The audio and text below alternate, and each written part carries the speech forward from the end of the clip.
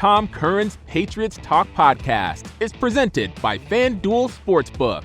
Make every moment more.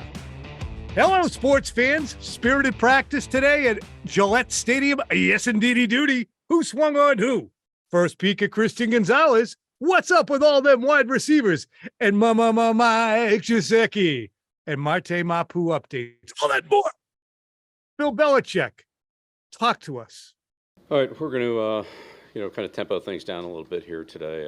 We had a good day yesterday, big day yesterday. So, get some teaching, get some situations handled that we feel like we need to get handled today, and then, push it back up on Thursday. What does it mean when you say you had a big day yesterday? Just had a big day. Ran a lot of plays. Got a lot done. I mean, talk about a question that needs more illumination in the answer, huh? We get a big day. What does that mean? So they got a lot of plays run. They got some plays run on Tuesday as well, Phil, didn't they? Sure did. Ran some plays, got into a fight at one point. So it was a little more spirited than I thought it would be. But I think overall he was correct in that it was kind of a light, slower paced session, wouldn't you say, compared to last week? There were a lot of fundamentals. There were a lot of drills. There was more running game fit stuff that was done against air. And the last portion of the practice looked like basically 50% speed. I thought when Bill said this at the beginning, the whole thing was going to be 50% and they were just going to get some looks. He says Thursday they're going to get back after it a little bit more. But I was surprised to see how up-tempo it was. So let's get us right into the fracas. A running play, Phil, that the Patriots had designed. And what did you see from the time the handoff was made? Well, it looked like it started with Cole Strange and Anthony Jennings, and I don't know who took exception to whom, but those looked to be the primary combatants to start. And then I know you had Christian Barmore as sort of the third man in. It did get a little hectic. There were a lot of people involved. Yes. It took place pretty close to the Patriots defensive sideline. So I don't know where Barmore came from, if he was on the field already or if he came off the sideline. He was on the field. I think he was on the field. I think it was ones and ones. And Barmore kind of looped behind where the offense was coming from. And he was on the outskirts of a large scrum of about 15 to 20 players, kind of that moving scrum you see. And then he just threw a haymaker. Didn't hit anybody, but it was very clearly just a thrown punch. And, the sticks are getting high in those things anyway. Guys are pushing and, forearms are getting raised up towards people's faces, but they're not punching. This was a haymaker. And Christian Barmore did not participate after that, Phil. Did Strange play at all after? I think Kenny Jennings was out there. He did not. Anthony Jennings got back out, but both Strange and Barmore, they weren't kicked off the field. That's usually what you see at training camp. There's a practice fight. One of the more famous ones from a few years ago was Gilmore and Edelman, but they both get kicked off. And sometimes you have to stagger it, right? Because you don't want the fight to continue in the tunnel on the way to the locker room.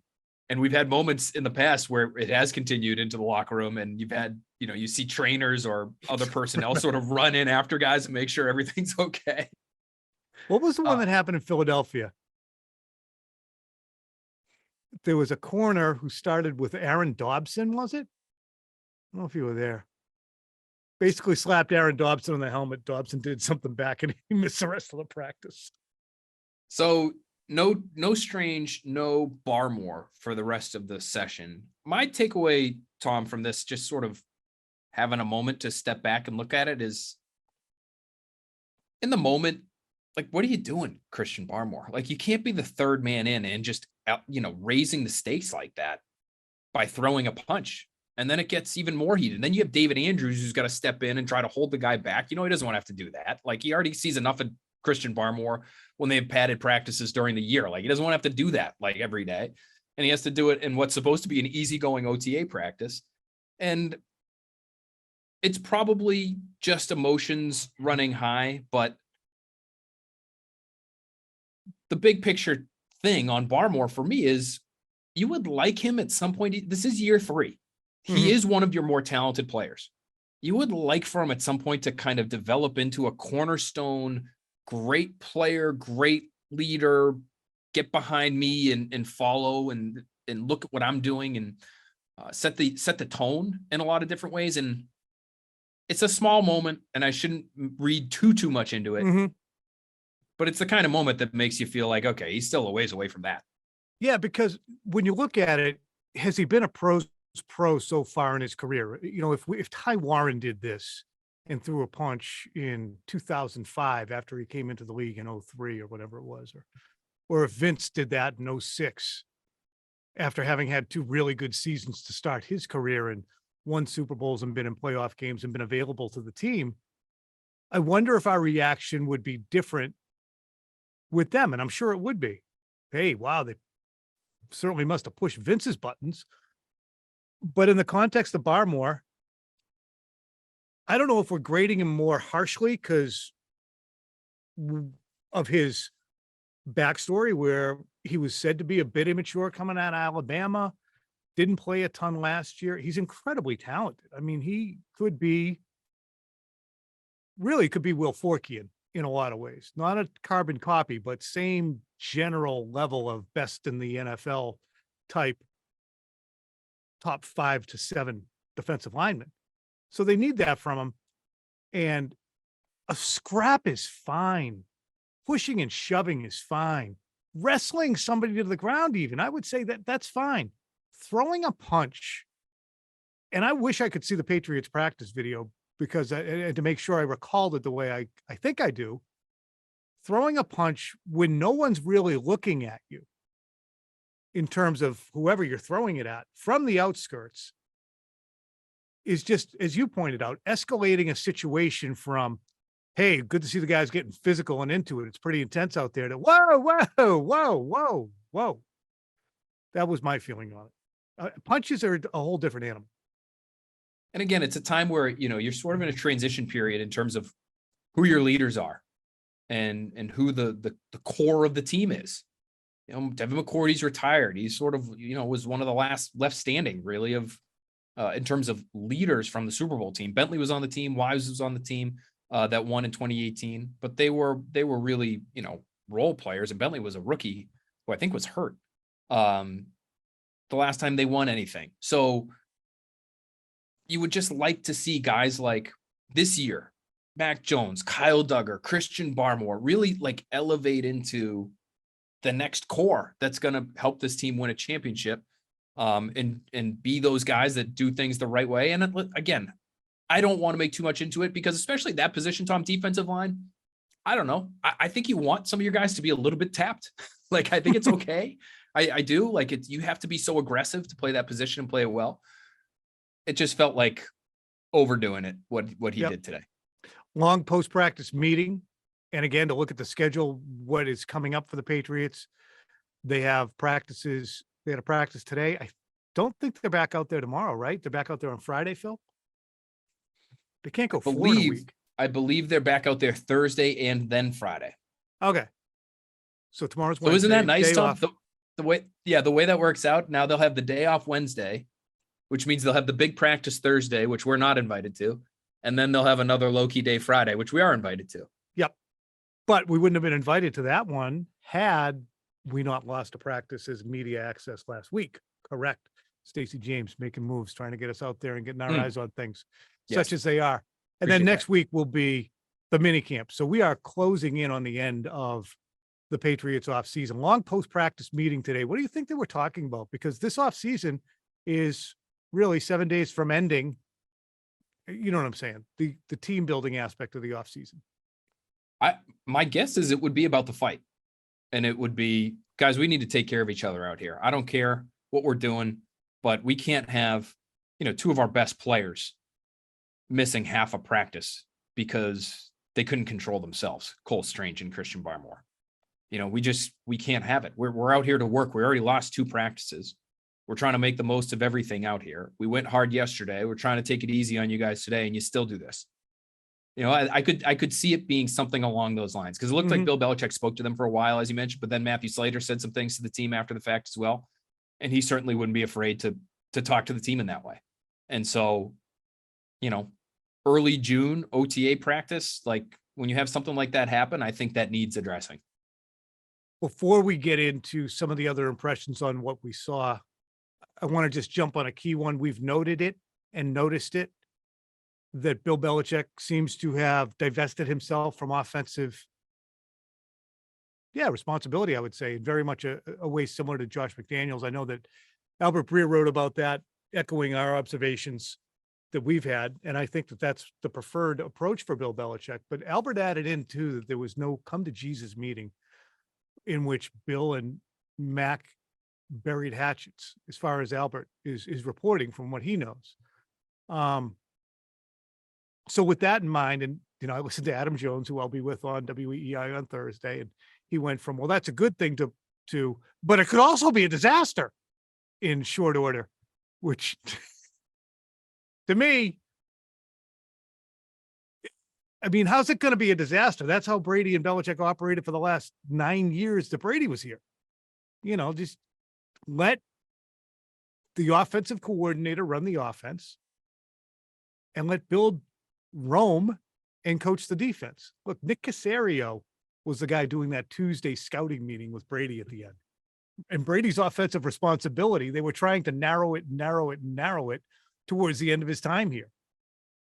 According to sources, he wasn't really even being consulted on any play calling aspects in 2019, which drove him absolutely back crap and further solidified where he was going after the year. But all that said, I'm not seeing a lot of interaction between Bill and Mac. We saw a ton in 2021, understandably so, but it's gone from a shit ton to zip. Eye-opening or not worth noting yet? I think that's fair.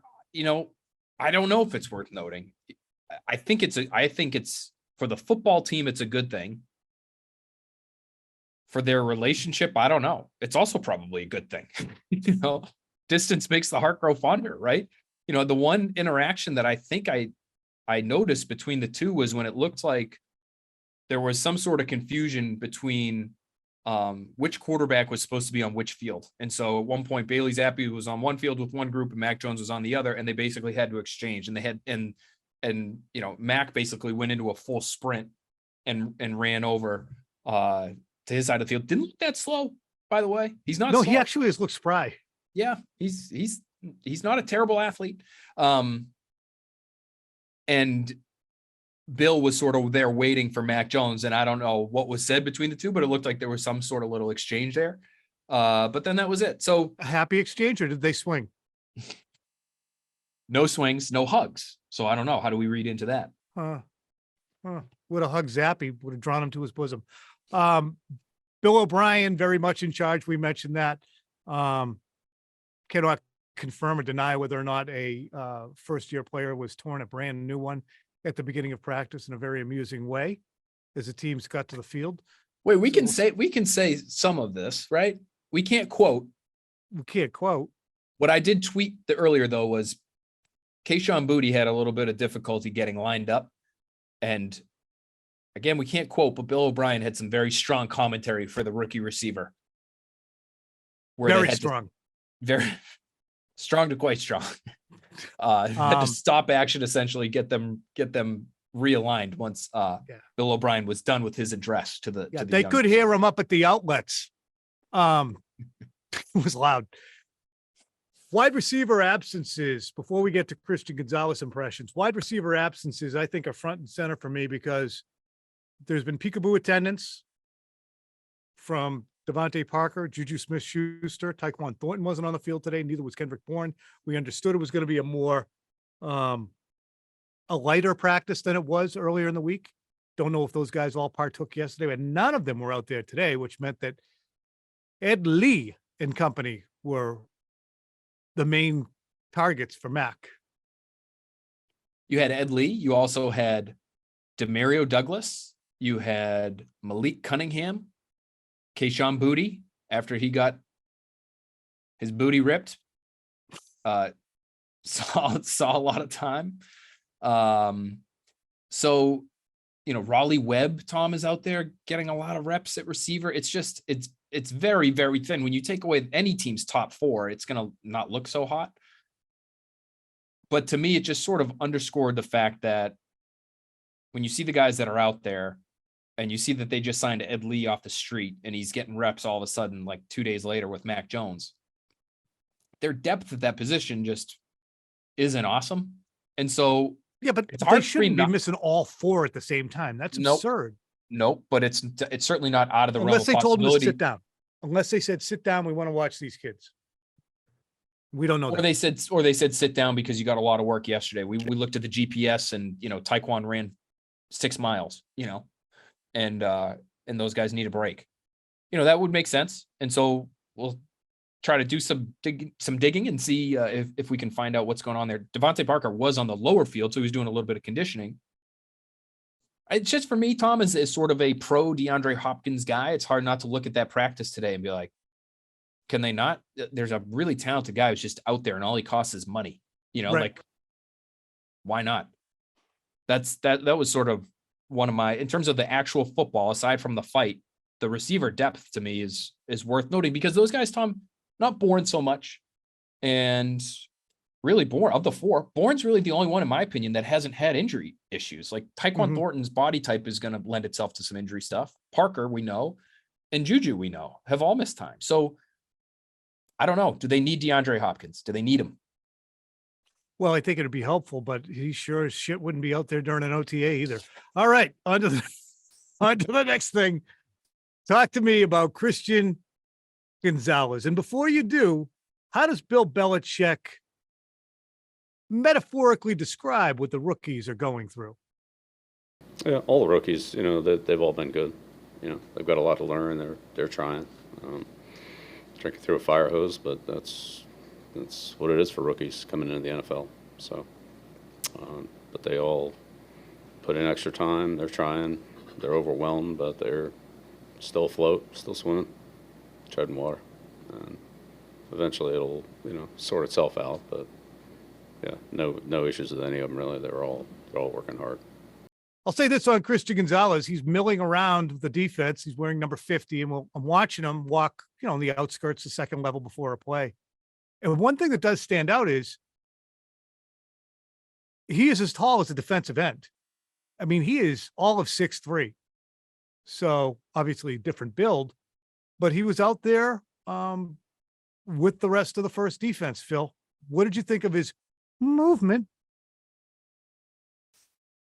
I thought it was good. I think what's really interesting about him, and it was true about the 2 rookie corners they had last year. Great feet. That's what you always heard about Marcus Jones and Jack Jones, meaning they transition, they get in and out of their breaks really quickly. So when the receiver makes his move, it takes them no time to mirror.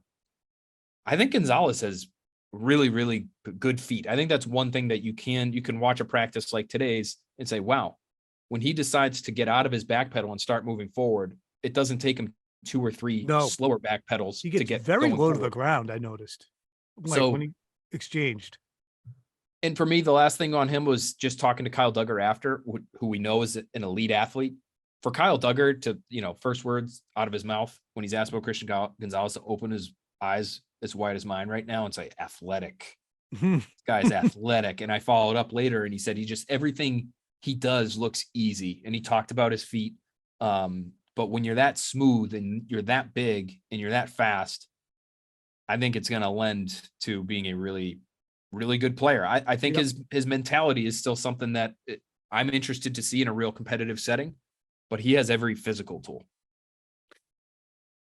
And it's necessary. I mean, they used a first round pick on a guy who was projected to be a top 8 player in the draft. So hopefully he is everything for them that you expect. The hard thing about it is how much it's going to cost for them in 5 years to re-sign him, Phil. Oh, am I getting the cart ahead of the horse? Yes, I am. But I'm not getting the cart ahead of the horse when it comes to Kyle Duggar and Josh Uche, both of whom were asked about their expiring contracts and their focus for 2023. First, here's Kyle Duggar. Yeah, that's not on my mind. I mean, that's the business part. I'm on the field now. I'm trying to handle business on the field and let that be that. But I definitely enjoy playing with this organization. So. And here's Josh Uche again, Greg Bedard, Boston Sports Journal, probing on these. I mean, whatever happens, happens. All I could do is my job. That's the only thing I could control. So, I kind of let my agents handle all that, and I come out here each day and be the best football player I could be, be the best teammate I could be. So. Are you happy with the Patriots and your role in the defense? I mean, just whatever is asked of me, I'm going to do it to the best of my ability. It don't matter if I'm happy or not. You got to wake up each day and go to work, right? So, you got a job to do, and being able to have a job to do, waking up in the morning with a purpose is a blessing. So I'm happy, Both of those players, Phil, we know could be 50 millionaires, depending upon what happens this season. Both of whom are second-round picks, correct? Correct. So both of them could be in line for big contracts. Uche in particular, coming off an 11-sack season, has another good season. It could be a $14 million a year kind of player. Now, you don't make as much at the safety position. And I thought it was encouraging to hear Duggar allude to, I like it here. I like the things I'm doing here. So that's a very, very much a positive for him. No reason to get into a big contractual conversation here, but what kind of seasons do you anticipate from those two players? Will Duggar continue on the arc that I've said he could eventually be an all-pro player? I don't know if he's going to be, but I think he continues that arc without Devin McCourty. I think one of the most important things for Duggar's season this season, even if he doesn't become a better individual player, is just how well does he communicate? Does he fill in? And it's not just going to be him. I think it'll be a lot of Jonathan Jones. Maybe it'll be some of Jalen Mills. They need to replace the communication that they got from McCourty and the overall intelligence level that they got back there, because he was so important in everything they did. And I think Devin thinks, the way he's spoken about Duggar in the past, that Duggar can be that guy. But is he comfortable in his own skin and with his own voice to fill that role? I think that could help him take the next step as a player, even if we don't see the tackle numbers go up or the interceptions go up in the box score. But as far as Uche goes, I think he could just get even better at the sub role that he has. He's basically, Tom, he's a pass rush specialist, right? Like we don't really see him do much else. But if Barmore can stay healthy and they get something from Keon White and that front is really good and he gets a lot of one-on-ones, it could be another double-digit sack season for him. I wouldn't rule that out, would you? No, but he's probably not going to be an every down player 70% of the snaps, unless he goes to a team that's playing kind of that, wide nine stuff where you just have to have one performance vehicle coming off the end, because he can be that. He definitely can be that. Quick observation on Marte Mapu, since we're talking safeties. He was playing deep safety a little bit today. Now, that could be because he's a big dude. That could be simply, why don't you take a look at it? You're still in a red jersey. Just give you an idea how it looks from back there and what we're talking about and what we're seeing, which is this is the time of year to do that. Or they could be getting a look for him to maybe increase his suitability for that position. It'd be really interesting if they decided to do it. I talked to Jim Nagy for the Next Pats podcast a couple of weeks ago about Mapu, and what he said was between him and Duggar is really the quicker one and maybe the better athlete in space, whereas Mapu is like this heat-seeking straight line missile.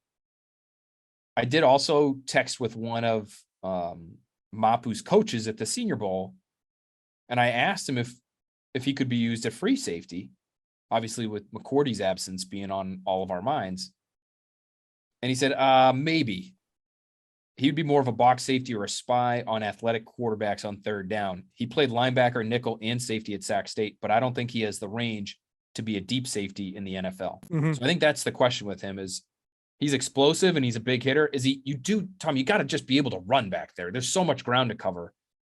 And if he can't do that, then he probably can't play there, but maybe they feel like he can. No, that's why Jonathan Jones seems to me to be the most perfect fit, although he's a terrific slot corner. But you got a guy who has ball skills, runs like Willie McGee. Who the hell is Willie McGee? Second Willie McGee reference of the day. And you put him out there, but he's a shorter guy, so he's not going to be able to high point a bunch of balls. But Devin's not like treetop guy anyway. Finally, it would not be a podcast if we don't get a little bit of Mac intel.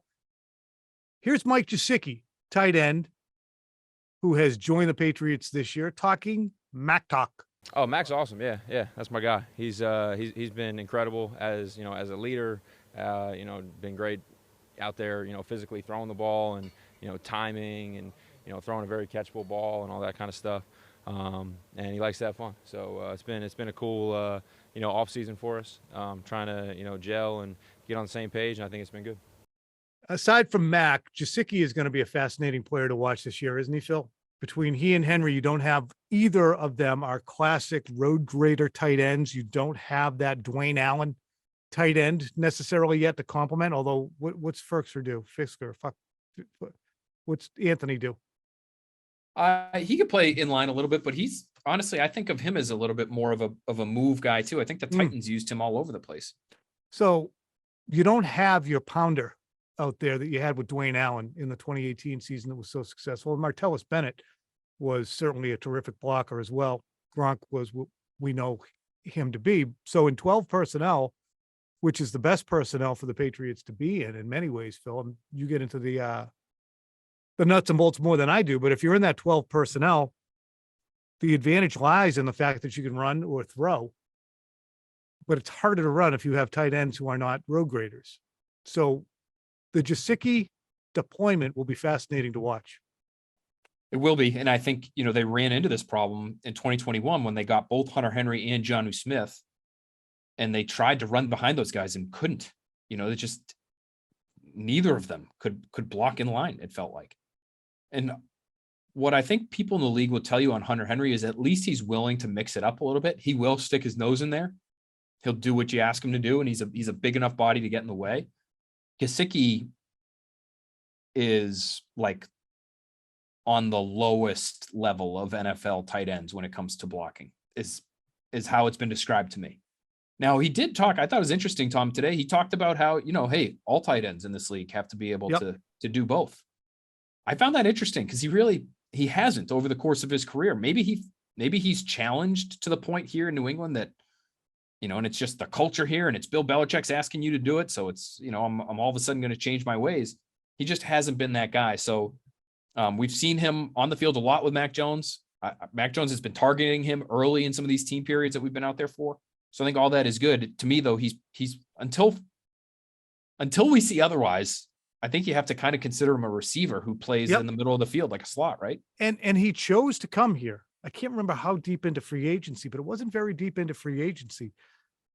He's only on a 1-year deal. Maybe it was deeper than I think. I could check, but I'm not just gonna keep spouting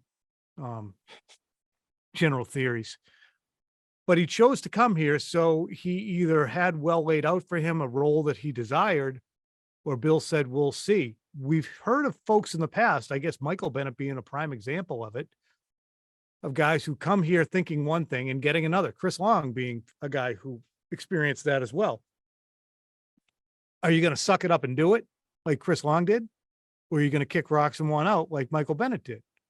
And what will Mike Gesicki be asked to do? Because if it is being asked to block, you might see in your 3D screen Mike Gesicki landing in your living room once in a while, because he's going to get tossed around a little bit. No disrespect intended. But that'll be fun to watch. He's a good player. Enjoy talking to him. Good guy. Oh, they're all good guys. That's the one thing about, except for Haymaker Barmore. He's on the bad guy list today. We don't know if he's a bad guy. No, but I said bad guy list today. I didn't say he was a bad guy. Yeah, right. Okay. Yeah. Jeez. Bad moment. Anything else? What'd you think of the punter today? Oh, yeah. He hit some missiles. Corliss Williamson. Corliss Waitman. Right. Just pounded like 11 straight coffin corners down inside the 5, basically hitting the pylon from 70 yards away. It was insane.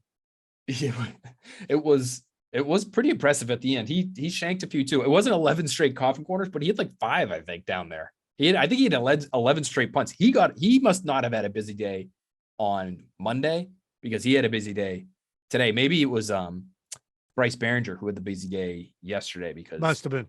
we didn't see him at all. So All right, we're going to put a cork in this one.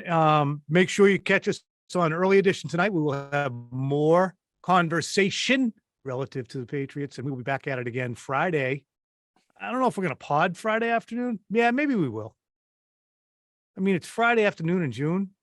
Do the Reds play Friday afternoon? No, but you know what's interesting is we posted an expats on Friday afternoon last week, and it's done some pretty good numbers on the YouTube. Really? Yeah, not bad.